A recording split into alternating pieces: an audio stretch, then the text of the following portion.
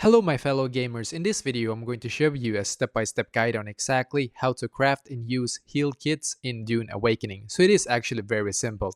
The first thing you need to do is to harvest plant fiber here, as you can see. So if you click on E, you will be able to harvest plant fiber. Should be quite like a lot of them in the beginning of the game, by the way, that you can find in the cave.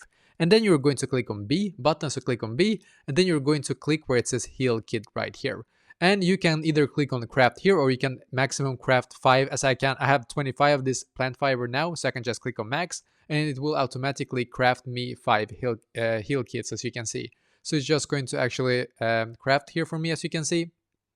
So we're just going to wait. It shouldn't be too long.